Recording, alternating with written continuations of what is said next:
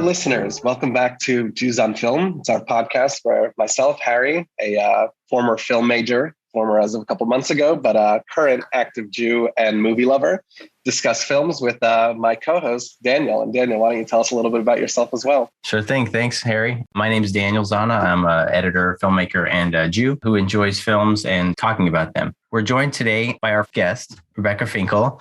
Thanks for being here. Yeah, thanks for having me. I'm honored to be your guest. I too am a Jew, and I'm a lapsed cinema student. Studied film for many years, spent a lot of my time just watching movies, thinking about them, talking about them, and I'm excited to be here talking about it with you. You may not know this, Rebecca, but we were billing this as sort of a head-to-head film critics, versus round. So if you kind of play that up during the podcast, I would like to throw in the towel. I immediately feel outclassed. It feels like several years. I'm not sure. I spoke too soon. I should have gone third because I would not have represented myself as a studier of film. Yeah, no, it's all good. I think this is like the scene in the wrestling match where Rebecca comes out like surprise guest and, I was not prepared. Yeah. Oh my goodness. So why don't you tell us a little bit, Rebecca, of your background? Let's start with like Jewish films, like growing up watching movies. What was your experience with like when you thought of Jewish films growing up? What was that to you? I grew up in a house where we watched a lot of movies. I mean, a lot of them were on the old VHS on our VCR, and rewatched. My parents taped a lot of musicals off of television. That was sort of my first major genre familiarity. But, I think Jewish films probably would be kind of like Fiddler on the Roof. And I remember going to see Crossing Delancey, and that felt pretty Jewish, very Lower East Side culture. Another Amy Irving pick. We'll see tonight. And, definitely Jewish was my identity, but I don't think it was a large part of like what I was really watching. Oh yeah. Actually, I would say the exception would be like An American Tail. I do remember going to see that and feeling like, oh, I know those mice. Like those, right. those are my ancestors. Right. Okay. Fleeing Russia, kind of thing. There were certainly recognition. There was Mel Brooks, obviously, lots of Jewish comedy, and definitely in my upbringing. But yeah, there was the Jewish piece. I was Jewish, and I watched a lot of movies. So those two things were occasionally overlapped, but I wouldn't say it was like thematically. I was kind of interested in Jewish film in particular. I did take a class in college that was American Jewish film experience or something to that effect, where every film was looking at, Jewish representation, Jewish filmmaking, and the American Jewish experience in particular on film. So that was like the one real focus that I remember having. And then I spent a couple of years working at the Museum of Jewish Heritage in Lower Manhattan, and I was in the education department. So I was mostly working on Holocaust education, but we also were the department that did the public programs. So that was, when we had, I forget which anniversary of Shoah it was, where we had Claude Lanzmann come, and one of my film professors also at the time from the Graduate Center came to interview him. And, there's just, it's always been threaded through my life, I'd say, in various ways. It sounds like it. And so you hail from the East Coast, is this correct? Oh, yeah. Got it. Okay. Yeah. I am born in Brooklyn, raised in Queens. Okay. You've qualified yourself quite a bit to be on this podcast for sure. Feels like this might be the beginning of a long-standing relationship. I don't think we're going to mind everything we can in one episode. Right, exactly. Like there's a lot to talk about. Yeah, better watch out. We might be out of a job pretty soon. I feel like, like. We'll see what the audience wants. And so today's film we're talking about is Yentl, starring Barbara Streisand, created in 1980. I wanted to ask before we dive in, Rebecca, again, for you, being someone who had a pretty healthy relationship with Jewish film, and you mentioned musicals. What was your relationship to Barbara Streisand growing up? Yeah, so, I was born in 1980. So it's really interesting to take a look at this film now and looking at it through a completely different lens, right? Like a 21st century lens. Yes. Barbara was an icon. Barbara, she's from Brooklyn, like the high school she went to, my grandmother went to, wow. Very much. She's sort of part of especially the New York and Brooklyn Jewish consciousness. We like to proclaim her as our own. She was already at the top of her game, when I was growing up. So, but my household, we weren't like, all that into her. She wasn't, she was just kind of an icon more than anything else. So, I remember I was already older when Prince of Tides came out. I do remember that being a really big deal. But overall, I would say she was in the air. She was in sort of the ether, and she was ubiquitous at the time. She was everywhere. And then in seeing this film, it was like, oh, right. She was everywhere and she was doing everything. Yeah, totally. 100%. Harry, as a fellow East Coaster, to Rebecca, I'm the lone Sephardic West Coaster on the call here. So I feel like it puts me at a bit of a disadvantage here in my relationship to Barbara. But Harry, what about yourself? Was she part of your world growing up? Yeah, not much familiarity. I had vaguely heard of this film before I had seen it, but I never had this understanding of just sort of what it was and, the history of it. In some of the research that I did ahead of this, I learned it was, she was the first, woman ever nominated or I think to win a Golden Globe for director for this film. And it was this sort of monumental, historical film that I didn't expect it to be as both meaningful as it was or important, I guess, in film history, but also as so pronouncedly Jewish in a way that it was. And just how, and hearing you describe her as someone who was just, sort of everywhere and, definitely a major player in the industry, to see, a film that was so explicitly Jewish. And obviously we'll get into that as we, go through the film a little bit, but it was just I think I was thinking about this a little bit when you were talking about your background and some of the films that you watched growing up. And, in our first conversation about this stuff, I think I, very clearly identified that there was, explicitly Jewish films that I thought were undeniably Jewish that were shown to me in, a middle school classroom, let's just say, or, maybe on a Holocaust Remembrance Day when I would watch, like a Schindler's List or something. But then there was mainstream movies and you rarely see that sort of explicit overlap. We've pulled some films. We discussed Uncut Gems in another episode, and we talked about how that had some Jewish themes in it or ideas in it, but it was, mostly a mainstream film. And I think, understanding and learning more about who Barbara Streisand was, and then just putting that in the context of this film, to me was wholly unexpected. I did not expect, what I was going to get when I actually watched the film. Yeah. Like I was saying before, my experience going into this film, I had not seen this film. I had heard of Barbara Streisand growing up only as this sort of Jewish icon and singer. And I was not familiar with her oeuvre, as they say. And so I haven't seen her, her movies before. And then, like you said, Harry, looking into this movie, it's so groundbreaking in so many ways. But before we get too deep into it, Harry, why don't you give us your trademarked IMDb summary of what Yentl by Barbara Streisand is all about? Sure. I scrolled through a couple, and I think I found a good one this time. All right. Eastern Europe, 1904. A Jewish woman, Yentl, has a thirst for knowledge, but is prohibited from learning due to the restrictions of her religion. When her father dies, she sets off to increase her knowledge, posing as a man in order to gain admission to a Jewish religious school. Great summary. I love it. Thank you.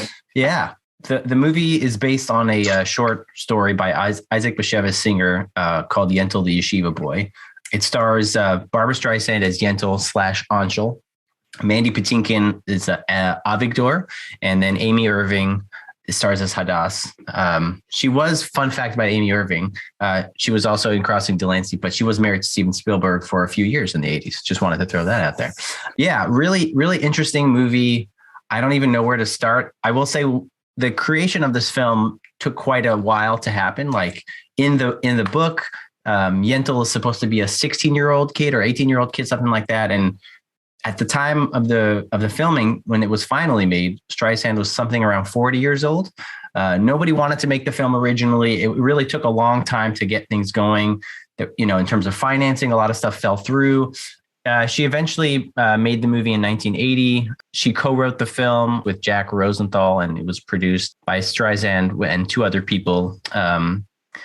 Overall, it was like a uphill battle to get the film made. And at that point, it was kind of hard for one reason or another. People just, it didn't at that time was just hard to make the film. Yeah. And I want to interject and say also, because this goes back to Harry's point about her being the first female director I believe she won the Golden Globe and then was snubbed at the Oscars, was not even nominated. And that was repeated, that was repeated with The Prince of Tides as well.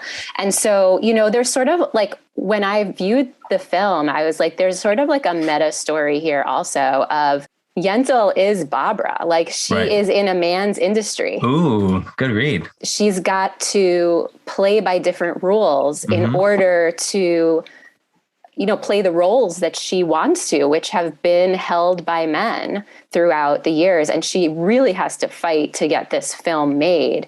I have a lot more to say about gender, both, in the film as well. But, it's just so interesting to think about also that, here's this, she had already won so many awards. I think she'd already won a Tony.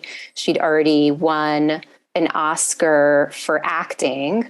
She was already a huge star, and still to get financial backing for her film had to go to like every studio and had many doors slammed in her face. Right. So, it's just an interesting way that she then chooses to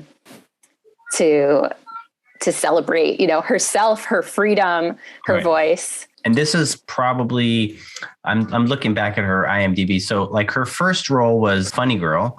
And then I believe this is her second, or maybe she was in maybe a couple other films, but this is sort of her Hello, Dolly after that. And then she was in The Way We Were. She was definitely in The Way We Were with Robert Redford. Yeah. That was a big one. She was in Star Is Born. So she's done, at that point, she's a pretty bona fide star. Yeah. And still, like you're saying, it was very difficult to get the film made because she was just like married to the project and wanted to make it happen. And I think this is even before, I feel like nowadays you have passion projects from like established actors who like produce it and they executive produce it and they write it and they and then they also star in it. But it's like this was, I don't know how common it was at the time in the 80s for something like that to happen, but it's just very interesting. Certainly not for a woman to do all those things. Absolutely. Yeah. Do you want to get into the plot? Should we get into it? Okay. Let's do it. Let's take a quick break and we'll be right back. And we're back. The film starts out, as Harry said, in Eastern Europe in 1907, very sort of generic town. And we kind of come into it, we're seeing the hubbub of the town. Next in the market, parsley, turnip, everything but soup. Storybooks for women, Shakespeare books for men, lovely picture books for women. Complete sentence. All right, we got it. Yeah, like we're getting right into it. One thing I got to say before it gets too far into it is like the lack of Hebrew or Yiddish in the film kind of bothered me a lot for something that's like so Jewish. Like no Talmud, like I just felt like they could have done a better job at like putting in a little bit enough that you could tell that it's Eastern Europe. Like there's not really that many accents going on. Like the Brooklyn accent, actually, for me, her accent is so strong. Right. And so for me to watch this and be like, are we in Eastern Europe or are we in Flatbush? Right. Exactly. There was that, right. that aspect of it where I agree. I was like, there's no attempt. Now you'd have people putting on fake Polish accents. Right. There's no attempt to camouflage the language or voice and make you feel like you're actually in Eastern Europe. I think it's such an interesting observation also, because it's funny because they definitely don't make that effort when it comes to actually the language and the sounds, but like in the details, they really showed up in a way that I did not expect, that I haven't seen in another movie like this, like where it feels like they're pandering to, a more English speaking audience and not actually playing up some of the accents. Like the details in the scenes I thought were so interesting. I mean, even, seeing them selling like herring and carp there and, just understanding the history of, I guess Ashkenaz Jewry and like eating that and just, like just some of the books and some of the reference. And she's, we're going to go as we go through the film, we'll talk more about this, but she's reciting these like, verses that I just recognized a bunch of them. And it's like, you get the impression that, Barbara Streisand and whoever else on the team was in charge of this, they did come from a Jewish background and they do understand what they're doing. And when they're not using the accent, when they're not using the language, that's a choice, not because they don't understand it or not because they don't know it well. It's because they want the audience to, sort of meet them halfway. But if you're looking for the details and if you kind of pick up on it, I was actually surprisingly impressed by, how many little things they got in there that I was like, oh, I get it. Nice. Yeah. I just feel like some of it, like, even now when you watch movies that are like, quote unquote, like mainstream movies, they'll still have some sort of like mumbling of a Kiddush service or like a bracha on the challah, and they'll say it in Hebrew because they'll be like, oh yeah, these are real Jews, they speak Hebrew. And so like to have her like light Shabbat candles after, like at the beginning of the scene when she puts her dad to bed, and then she like sneaks in some Talmud reading, but she's also like lighting candles. She says a bracha, but it's like in English. And then it becomes like the Barbara Streisand music video part 1. Like, so that's another device that I want to talk about and get your thoughts on. There's a lot of singing in this movie. We want to play to Barbara's strengths. And so the songs are very much like what's going on in her subconscious and her thought process. There's not a morning I begin without 1,000 questions running through my mind, that I don't try to find the reason and the logic in the world that God designed. And sometimes she sings to herself and you don't see her singing, and she's just kind of like wandering around and you hear it in the soundtrack. And sometimes she's like deliberately singing it, and some people are saying, what did you say over there? Like, in the Taylor scene. And so I wanted to get your thoughts on it. I found like it was a little, as a narrative device, like a little, I guess, again, on the nose. I thought, you have no doubts what she's thinking because she's literally telling you exactly what she's thinking. But as a singer, I think it's, you got to use the gift that God gave you and sing in the movie. So your thoughts on the singing? I was intrigued because I always had it in my head that this was a musical, but it actually is, as you mentioned, it's not the typical musical where it's really a device used just to depict her interiority, like so blatantly. She's essentially, it's like operatic in that she's sort of just singing her thoughts. Right. Obviously, this is Barbara, and that's what people come for. Sure. She's got this gift.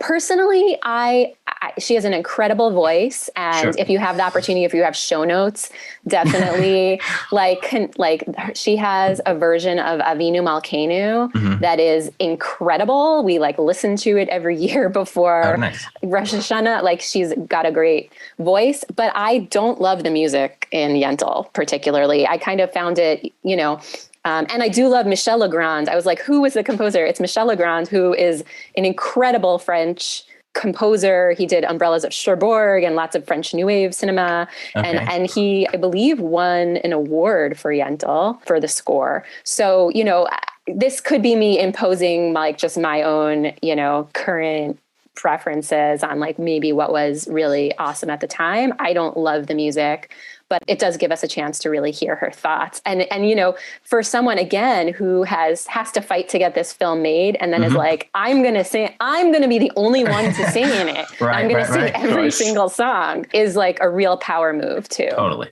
Yeah.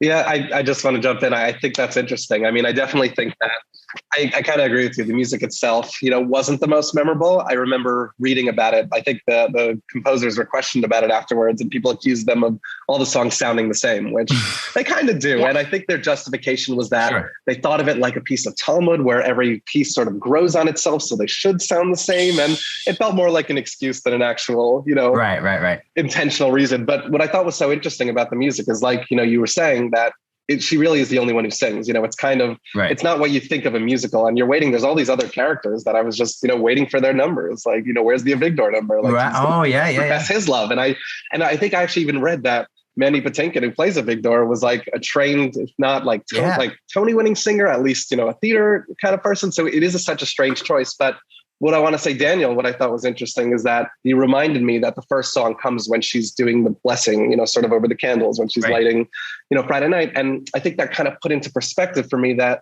the music is definitely, I think, in a way, her internal prayers. And it's her communicating, to God, both in the lyrics and often in a lot of cases. And even, that's kind of how we think of sometimes in Jewish tradition, prayer, davening is supposed to be something that, you say sort of quietly to yourself in a way that no one else can hear, and that, right, runs through your thoughts. And I was actually just looking it up because I remembered that Papa, Can You Hear Me? Probably the most famous song from the soundtrack. Mm-hmm. If you look at some of the lyrics when it begins, it definitely reads like a Jewish prayer. She says, God, our heavenly Father, oh God, and my Father who's also in heaven, may the light of this flickering candle illuminate the night the way. I remember even listening to it the first time, and I was like, I wonder if she's pulling from some Jewish prayer that I would recognize, and that's why it sounds so similar, if she's just, figured out the style. But once I heard that song, and, after you pointed out that first song, that's kind of how I think about this music, that it wasn't this ensemble musical of everyone singing at each other. It was just a way to sort of externalize her, internal prayers throughout the movie. I mean, she came up as a singer, her career started playing in nightclubs and things like that as a singer. She's also very funny in the movie, which we'll get to when we talk a little bit more about some of the later scenes. But I feel like one of the main things is that she's a singer, and for her to not only do all the other things she did in the movie, but have the opportunity to sing, I think presents itself. I do feel like you said it's a missed opportunity to have other trained singers kind of especially when there's these scenes with Avigdor and Anshul or Yentl kind of interacting. I feel like it'd be a good pair kind of song.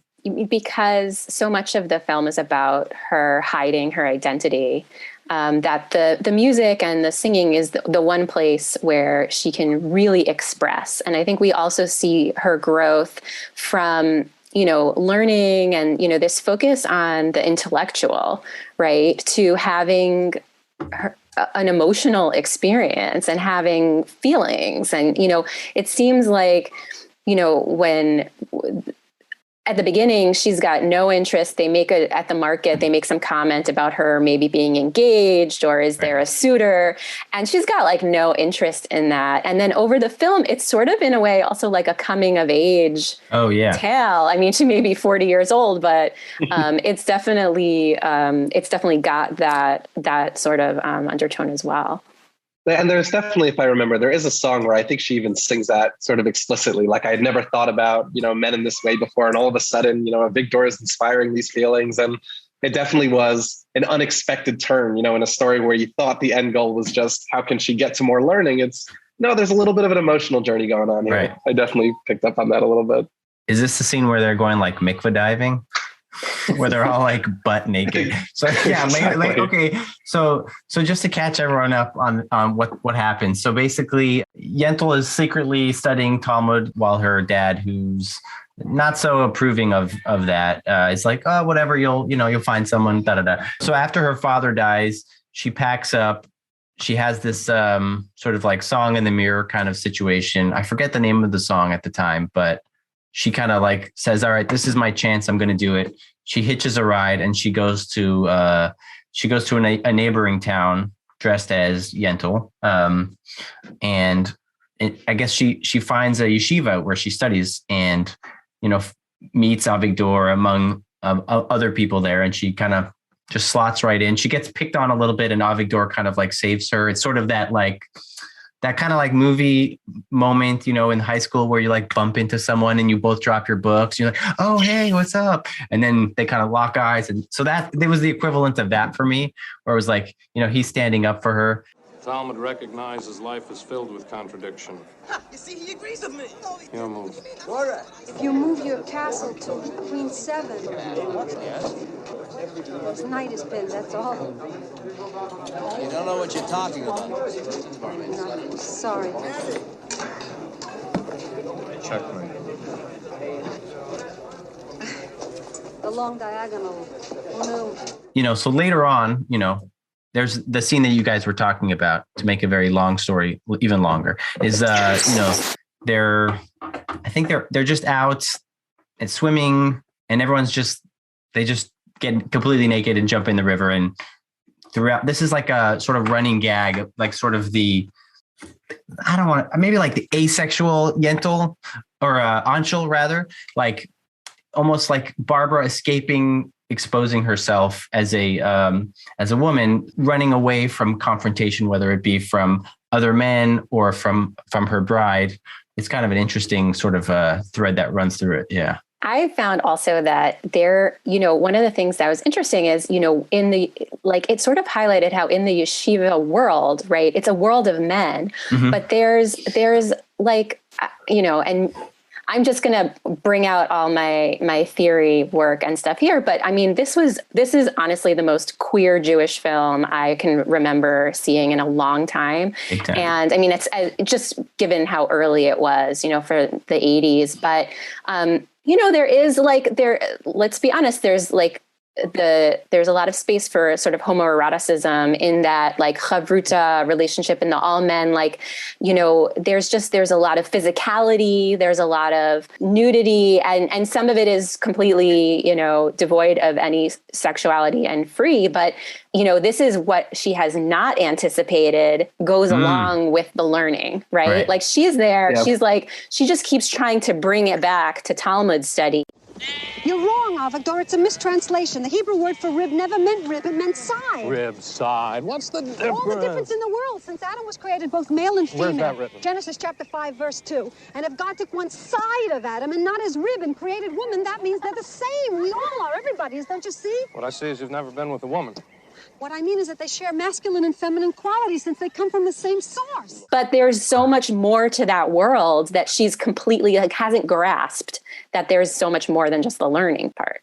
You kind of recognize it later on when we first see Avigdor and Hadass together, and he doesn't even look at her. He doesn't consider her to be, on the same intellectual level as him or anything, and when you conduct yourself in a way that doesn't even consider, any other women as being, on a level of conversation, you necessarily almost like it feels like it creates this sort of environment where you're considering all the other men around you in this very sort of homoerotic way. And I think that, especially towards the end, jumping ahead to just sort of the final moments where he confesses his feelings for, Yentl. I mean, those feelings were, cultivated when she was, effectively dressed as a man the entire movie. Right. And it's just for him to suddenly be so drawn to her is necessarily born out of this homoerotic place. So it certainly was a thread that, carries their relationship throughout. Yeah, it's very interesting because I feel like you said, towards the end, we have a very strange love triangle going on, and almost like there's like several people in love with a lot of people. And I almost got like a polyamorous vibe at some point where they're all three of them are sitting down for a meal together. And then Anshul leaves the room and he's like, Hadass and Avigdor be together. And then, no, let's all be together. Let's all have tea in the lounge. And I was like, what's going to happen next? Like, what's going on? Like, who's who? Hadass loves Anshul. Yentl loves Avigdor. Avigdor also loves Hadass. And I think it was just very interesting that, seeing the way that Avigdor treats Hadass and then the way that Anshul interacts with Hadass and the way that it's just like sort of Anshul is this sort of archetypal like Talmud person who's like so yeshivish and so dedicated that he's not even going to talk about anything social, always going to be in the books, not going to go swimming, and not going to have anyone's advances. And then Hadass is the sort of this woman who will dote on her husband and pour them tea and think whatever he thinks. And I'm cold, you're fine. Da, da, da. The whole relationship is just kind of confusing at parts. It shifts quite a bit, but the way that they're so diametrically opposed from each other is kind of a interesting setup. That surprised me the most about it. I mean, I think because Yentl, it has cultural meaning, right? So like, none of us had seen it prior, but if you said Yentl, we'd be like, oh yeah, that's the movie where Barbara Streisand is a yeshiva bachar. Like, it's the Jewish Mulan. Right, exactly. Jewish. But once we got into the story, I was like, whoa, I had never heard about this love triangle. And I agree, the fluidity of gender and sexuality was really radical and was done in a really, really interesting way. Yeah, that does question for all of them who they love, how they love, and kind of are they all in love with each other, really was a real surprise for me. Speaking about their relationship, it reminded me a little bit of the thread you were talking about before with, sort of this is, the sort of like the parable that this story is to Barbara Streisand's, position in a male-dominated, field. And one of the most interesting songs for me in the movie is when she's being sort of waited on by Hadass, and she kind of has this dual feeling where she says, I'm both jealous of Hadass and how she gets to be, revered almost by, Avigdor, but at the same time, I'm learning to appreciate, this life of being waited on and this life of being in this, sort of quote unquote, like homoerotic environment with all the guys. And then, you come back home and, the women kind of take care of you and you don't even have to look at them. And there's this interesting dynamic that, along the lines of the sort of filmmaking thing, it's, it sort of puts into perspective what sort of compromises does someone like Barbara Streisand have to make, both trying to stand out and pave a way for, female directors and for women in the industry, and also enjoy some of the benefits that come with, or just, I guess, part of that entails perpetuating some of the dynamics that unfortunately exist just because of that's where the industry was. And that can be both, behind the camera and the industry itself, and then also, what you have to put on screen, which, I think this movie kind of does fall into this, category of, it doesn't really punish some of these, I think pretty terrible actions of characters like Avigdor and some of the men here, because it almost feels like she couldn't really pull that off with the movie. And she has to kind of let Avigdor, she doesn't have Yentl end up with him, she kind of sends him, gives Yentl her own kind of independence and liberation. But spoiler at the same time, spoiler alert, we are talking about the end of the movie, but I guess like, Avigdor gets to go live unhappily with Hadass. And you kind of get the impression that she has learned a little bit from Yentl about her own independence and about learning, but it doesn't feel like Avigdor kind of was like, you know what, I'm going to invite her to Yeshiva with me and I'm going to empower her. Like, it kind of does fall back on itself. So it kind of, I do think that I think about, Barbara Streisand and like, what kind of compromises does she have to make with the story? How can she both tell this story, but also get the movie picked up? And obviously it wasn't easy for that to happen, but eventually it was. Yeah, I think that's a great point. I agree that, there is this sort of suggestion, or maybe a little more than a suggestion, that she sort of brought Hadass along on this journey, right? That she's teaching her how to learn, right? And empowering her in that way. But the more radical, ending would have been that Avigdor is like, well, I love you and we're going to learn together and be together. But instead he's like, oh, great. I had feelings for you. I couldn't really reconcile that. But now that I see you're a woman, I feel okay. I feel validated. And now we can be together. You can grow your hair out and be the doting wife that I actually want at home. Yeah. And we can just go back to like a heteronormative pairing, and which is, of course, not at all what Yentl wants, but that's not the way the movie goes, right? No. I agree. And, because it's still a mainstream Hollywood movie, right? Like, this is no small indie flick that's going to be playing at like the Quad Cinema. This is the big boys league, literally. And so I agree that there are compromises that were likely made to, and I don't know what else may have been alluded to along her career as well, that where similarly it was like still operating within the system. I think at some point when Anshul / Yentl finally outs herself, as a woman, Avigdor's initial response is first disbelief, and then he calls her like a demon, and you're tempting me and this and that and the other. What are you, a demon? I'm not, You spit on the Torah! I love the Torah! To spit on it! To spit on everything, on everyone, on nature itself! In God's face, in my face, in Hadass's face! God, Hadass. She knows nothing. Nothing? No, she's innocent. Innocent, married to a devil! You married a woman! How could you do such a thing? It was your idea! Why? This? My doing? Yes! Why? Come on, you're a man. Come on, why? You're a man. Answer me like a man. I want to know why. Why? You wanted me to. Why did you tell me you were a woman? I was afraid. Of what? Of this, of exactly this. So you lied to me. I had written down, like, what is the film trying to say? Like, I think both of what you said was great. It's almost as if Yentl's like, I'm not going to find what I need. They even went to another town on this sort of like retreat at the end as sort of like a getaway. I think they went to Lublin or something like that. And that's where all the Bachers go to like hang out and study, I guess. So they brought their books and that's where the sort of big scene that we're talking about takes place. And I wonder if in Yentl's mind that, she was maybe hoping for what you said, Rebecca, is like a sort of storybook ending where she comes out to Avigdor as a woman. He accepts her for sort of, for what she is, and they live happily ever after. As you said, Avigdor would prefer that she kind of step into a more conventional female role, and she's not having it. So the last scene of the film is her on a boat singing another song, but filled with like immigrants and, it's sort of alluding to the fact that she has gone to the United States. And I almost want to see Yentl too in America, where she lands and she's like hanging out with the, the Lower East Side folks. But I do feel like, I wonder, and I'm curious of your thoughts as well. Like, if this film was made in 2022, do you think that she would end up with Avigdor? I think what the movie does well with the ending is that it kind of recognizes that she was ahead of her time. Mm-hmm. And although I think I get the impression that as much as they went for this sort of Hollywood ending and kind of absolve Avigdor for, his homoerotic feelings, and they kind of give everyone okay, let's just clean up the board and everyone can be happy and go their own direction.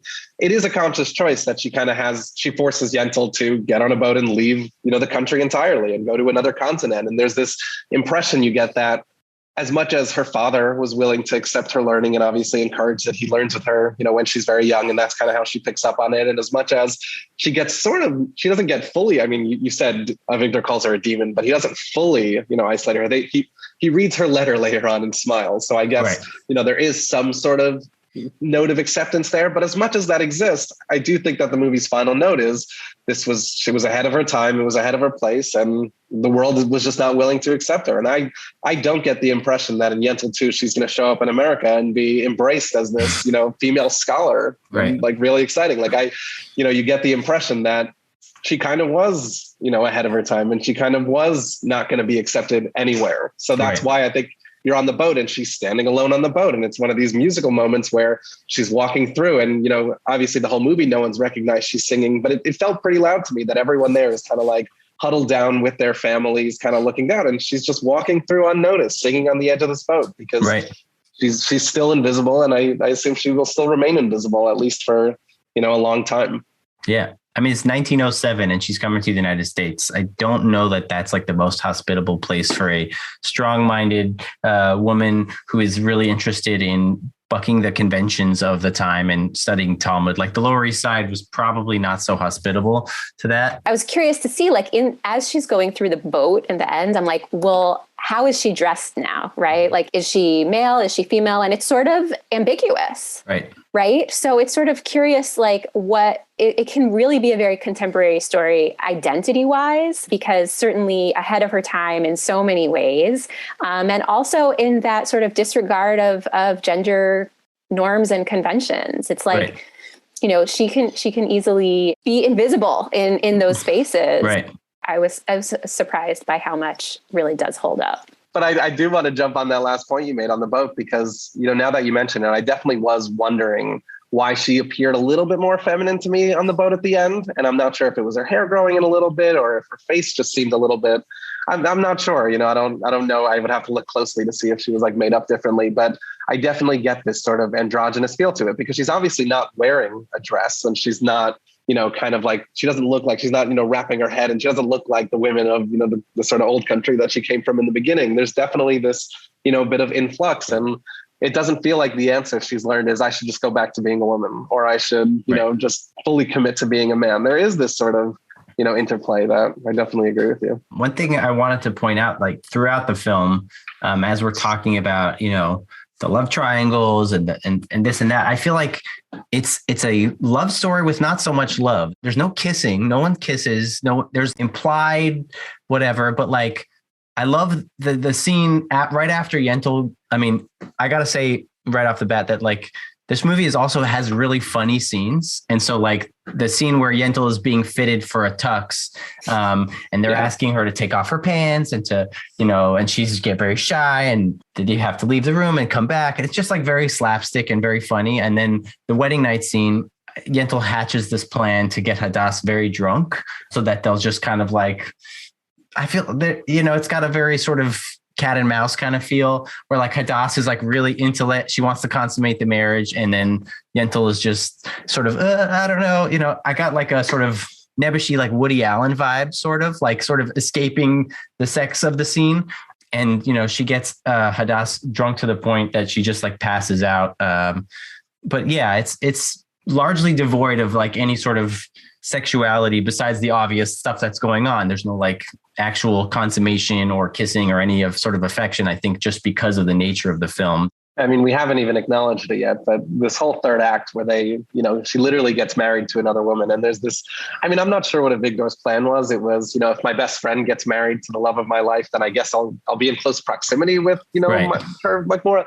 The whole thing was a little bit ridiculous. And I think, I mean, the movie might've been playing it a little bit more for earnestness than maybe I'm, watching it with now, but I mean, that whole third act is just was a little bit unexpected for me. The fact that this movie went there, it was like, you're waiting for that big moment where she's going to have to reveal herself. And you're like, it's going to be, before the wedding, it's going to be at the wedding. And then, nope, they just get married for a couple of months, it seems, a couple of weeks, couple of months, however long. And the idea was that Avigdor, his family was not trustworthy because his brother actually committed suicide versus died of consumption. So therefore he is not a good suitor. So Hadass, why don't you just marry the new kid in town, which is Yentl. I think that's that's still a thing in the shidduch world, right? Like the stigma of mental health is still pervasive in the Jewish community and the community at large. And so I think that, was not surprising. Also, there's a clear class difference from, Hadass's family is really wealthy. Yeah. And this is going to be a step up for anyone who's just living in yeshiva, getting their, portions of food, clearly going there for a meal, even Anshel, schlepping along. This is like the royal treatment. Beautiful dishes. Beautiful home. I didn't open my mouth the first 2 months I went except to eat. She always that nervous? She's a girl. In love. What do you expect? She doesn't say very much, does she? What does she have to say? Don't you ever wonder what she's thinking? No. What could she be thinking?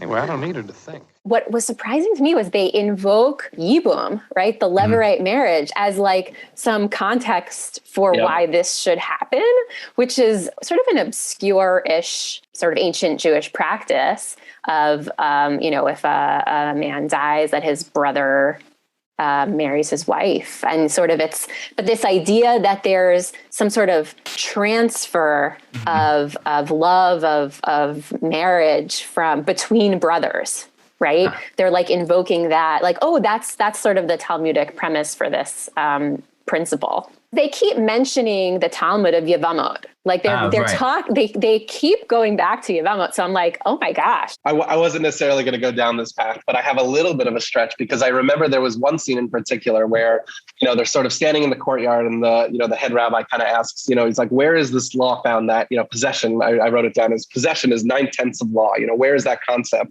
And the answer, they go through it and this was also one of those moments where I said, for someone paying attention, I mean, this really we're talking about Bava Metzia, Bava Kama, which is all about, possession. But the first suggestion by, the sort of clown student, the one that we know of as being stupid, is Yevamot. And what I think is so interesting about it, not only is that a little bit of a precursor to that being invoked, but, the question was possession is 9/10 of Jewish law. And Avigdor's mentality of, his wife and as sort of being a possession to him. So for him, the concept of this transfer, I can't have her, so let me just figure out almost like she's like a belonging in a will. Who can I, endow her off to is it's very consistent with how he thinks. And Anshel obviously is, horrified and shocked by this idea that I think eventually is forced to go along with it. But it's such a clear insight, I think, into how Avigdor is thinking about Hadass. Do you want to take another quick break and we'll rate the film? We'll be right back. So we're back. We've talked about the film and our thoughts, and now it's time that we've all been waiting for, time to rate the film. So we'll start out by rating it on 1 to 5 Jewish stars in terms of how Jewish are the cast and crew. And then we'll go to how Jewish is the film content-wise, and then also how Jewish is the film thematically, and then overall we'll give a rating. So Rebecca, you're our guest. Would you like to go first? I mean, this is a very Jewish film. So am I starting by one category? I mean, the cast is Jewish, right? Amy Irving, Barbara, Mandy Patinkin, they are legit. Very, very Jewish production side. Yeah, I'm going to say 5. This was definitely very Jewish. Yeah. Harry, how about you yourself? Yeah, I mean, this is comparing it to just some of the other movies that we've already discussed and some of the ones that we will in the future. it's not going to get more Jewish than this. You know, Barbara Streisand brings a whole level of Jewishness to the film, and the cast and crew, which, you know, as we've looked up, is definitely Jewish. So I can't argue with a 5 out of 5. I mean, it's not, I don't even know if this doesn't hit 5. I'm not sure, you know, what we would need. Right. It would have to be like a cast of just like rabbis for it to be, right. you know, 5 stars. So I'm going to go 5 out of 5 Jewish stars. Okay, good. Yeah. It's like a deep bench of Jews in this film, I feel like, behind the scenes. So I'll probably also go 5 stars. I'd be hard pressed to think of like who in the film, you know, is not actually Jewish, but plays a Jew on screen, which is a whole nother thing we could talk about, you know, the whole idea of Jew face, as they're calling it nowadays. But I feel like everyone in the main roles were Jewish. I could check the IMDb, but I feel like I'm also going to go like maybe 5 stars as well. So yeah, our next rating scale is how Jewish is the film content wise? Harry, we'll go back to you. I mean, also, you know, very explicitly Jewish. This is about someone who's Jewish, like limited by her Jewishness and looking to, a literal yeshiva and trying to embrace Jewishness. It pervades all of the content. The only reason I'm not going to give this 5 stars, one is to be interesting, but because, you know, 5s across the board might not be as fun, but also, and this might be bordering on theme, so maybe I'm breaking the rules a little bit, but, you know, the end goal ultimately is a little bit, I think the plot in the 3rd act a little bit becomes more about this relationship dynamic with the Judaism definitely plays a role into it because, you know, the concept of the marriage and the way that it's handed off is, you know, culturally Jewish of the time. And we spoke about the laws of Yevamot and how that factors into play. But because it's just a little bit more about this relationship dynamic and about her secret coming out and, you know, I don't know what would be a more Jewish film, but, you know, just to keep it out there and say that maybe we haven't seen it yet, but there is a more Jewish content film, I'm going to go 4.5. It's not a very low score, but it's just not perfect. So I'll say 4.5 Jewish stars for content. There's that heel turn we were looking for, Harry. All right. Rebecca, how about yourself? I like your point. I think not every aspect of the film is explicitly Jewish or Jewish focused in every way. It's hard when, you know, they're quoting, and I will say also, I had like some minor critiques of like calling Pirkei Avot Mishnah, referring to it as Talmud, for example, like at the very beginning when they're studying clearly from a Talmud, but they're actually reciting the Mishnah. Part of me was like, not quite. But, you know, but any movie that's going to like quote some of the greatest, you know, bring out some of the greatest quotes from Pirkei Avot is pretty high Jewish content in my book. And similarly, you know, all of the just showing what happens in a Beit Midrash, right? Like when do you see that sort of activity? I will say the other critique that I have is, well, there's 2 more. One was very minor and it's sort of toward the end of the film. I think it's during one of her songs, and maybe it's on the boat even. There's a montage where they show, there's only once where I think we see the inside of a sefer, of a book, and it's upside down. Oh. At least in the way that it's shown. I watched it twice, and I think it's Sefer Malachim, and it's the Targum, and like there's a finger pointing to it, and it's upside down. And I don't know if that was the intention, if they're showing it to the reader. I don't know. It was part of like a montage scene. It wasn't, but that got me. And then the other was there's a level of, you know, the sort of Fiddler on the Roof, sort of very stereotypical. There was both a nuance and also lack of nuance in like Eastern Europe, right? Like it's generic right. Eastern Europe. You could be in Lithuania, you could be in Poland, you could be in Russia, you could be, you know, it's almost a fairy tale-esque. I saw somewhere where someone was comparing it to kind of the opening of Beauty and the Beast, of like Belle going through the French town. And it's kind of the same, except they're selling, as you mentioned, like carp and herring. But the booksellers coming through, and there's this, you know, woman with her, you know, who's more interested in the books. And I was like, oh yeah, actually that is kind of, you know, so there were aspects of it that, you know, were just like a little hyperbolic and sort of less authentic, I would say. But, you know, that's sort of part of the package. In my book, I think it's still super high Jewish content. You know, I'm going to still say it's probably a 5-star. Oh, in light of all that criticism, you're still going 5 stars, huh? Wow. Well, I mean, part of what makes it Jewish is also, right, like digging in. Oh, sure.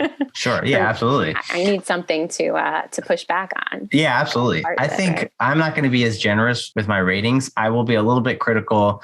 I feel like the lack of Hebrew or Yiddish in the film is a huge missed opportunity. Besides, I feel like there was an occasional like oy vey here and there. And I think that was like enough that people understood what that meant. It was a very Jewish film, as you both mentioned. There's a lot of references and scenes that you wouldn't ordinarily see in a movie. And I feel like I'll probably go like either 4.5, but maybe to be more interesting than Harry, maybe I'll even go 4 stars. No, you're the heel. I'm going to leave that to you. Don't worry. But I feel like, yeah, overall, it's like a hugely Jewish film. And so, for that reason, I'll probably go 4.5 stars. Yeah. Thematically, where do you feel like the film lies? I'll jump in here because I have some thoughts about that. Yeah. On one end, I do think that you could watch this film without the sort of Jewish lens of it. I mean, you can't escape the Jewishness, but I just mean, extract some themes here about, independence and, feminism, of course, and liberation. And there is a thread there that is obviously not absent from Judaism, but isn't necessarily an exclusively Jewish theme in a way that you would see that. So on some ends, I do think that there is a movie here, without sort of the things that are thematically Jewish.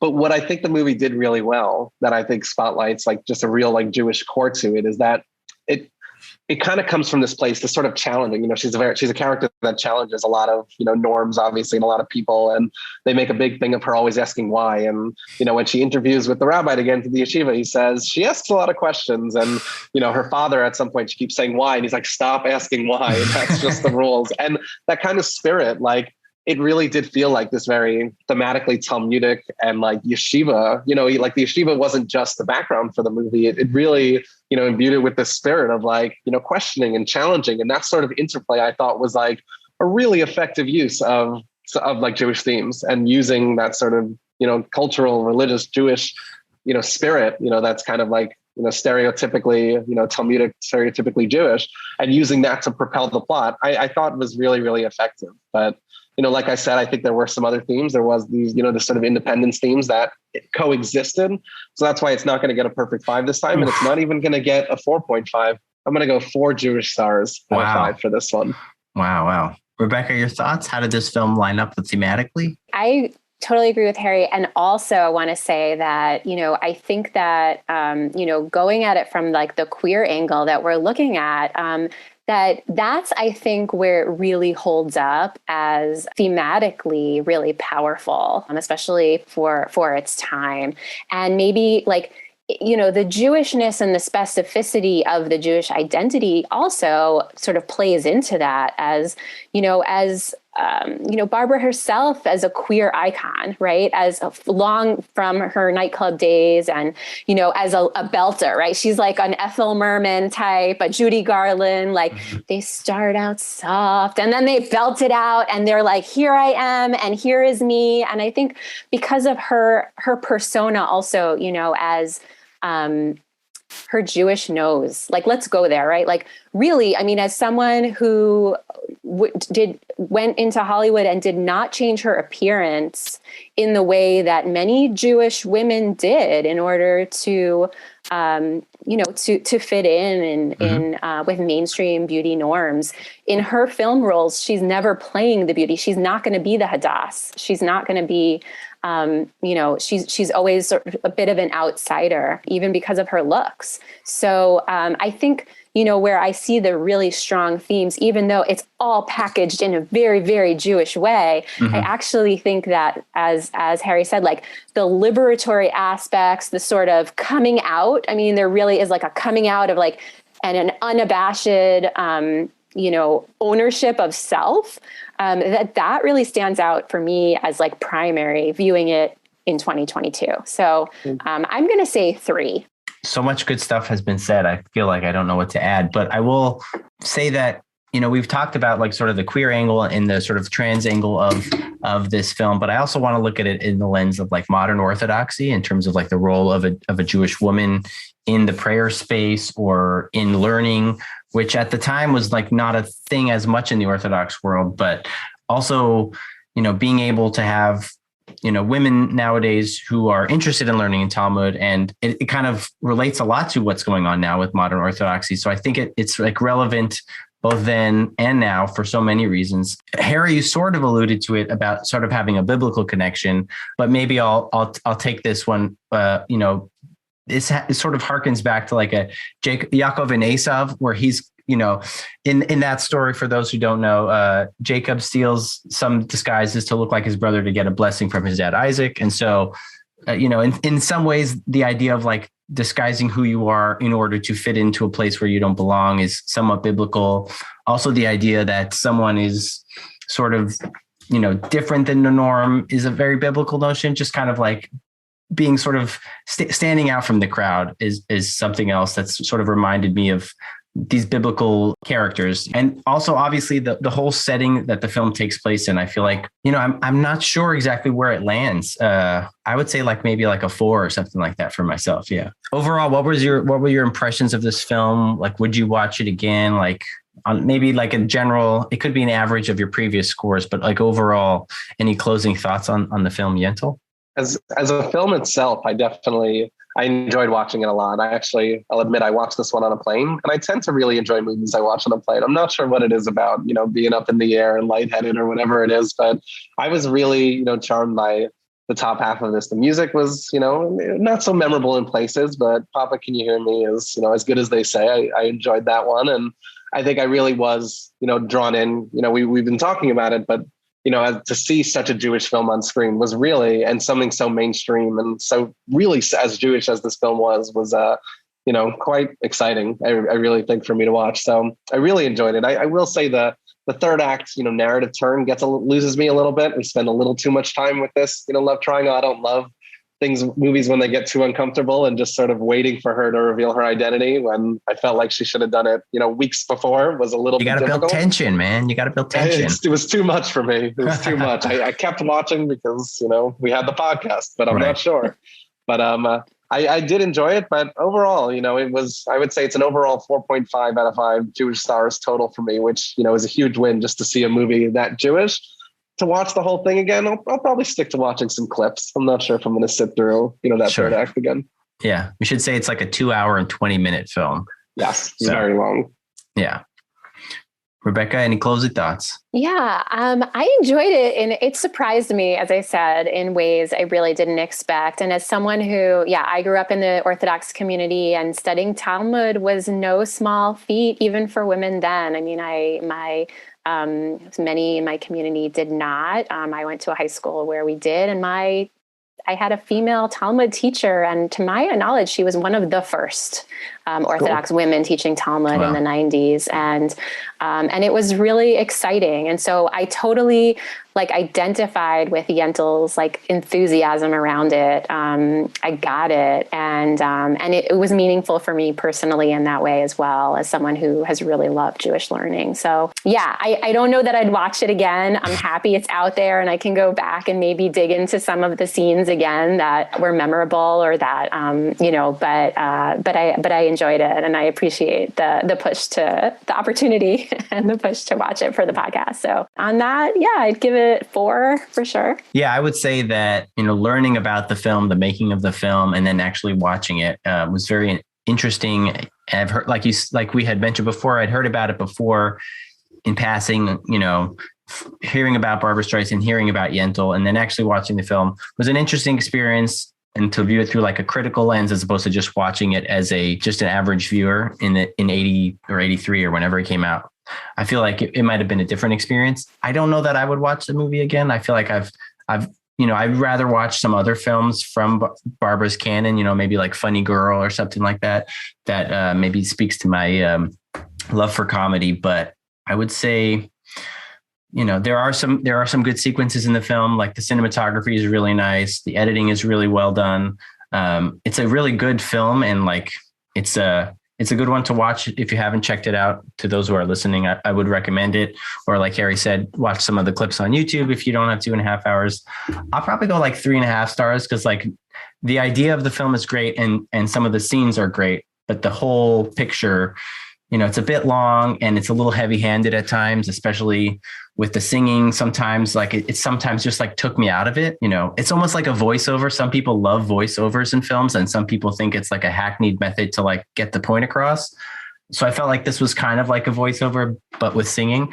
And it works for what it is because she's a singer and we expect her to sing and people are buying tickets for the movie because they want to hear her sing. It seems a little weird that if it's not obvious, I was not a huge fan of the singing at parts. Other parts, it fit very well, but I'll give it like a 3.5 stars. Yeah. Rebecca, thank you so much for being our guest on the podcast. Yeah, thanks for having me. It was our pleasure. I hope you'll come back soon and check out another film. For all those at home listening, follow us on Instagram. Our handle is Jews on Film. Any final words, Harry? No, this was a pleasure talking with you, Rebecca, and with you, Daniel. I enjoyed this, and I don't know a lot of people who have seen this movie, so I'm excited to recommend it to them. Fantastic. All right. Well, have a good one, and see you later. Night. Thanks. Jews on Film is hosted and produced by Daniel Zana and Harry Ottensasser. Daniel Zana edited this episode. Make sure to follow us on Instagram at Jews on Film and subscribe to our podcast to get new episodes. Thanks for listening.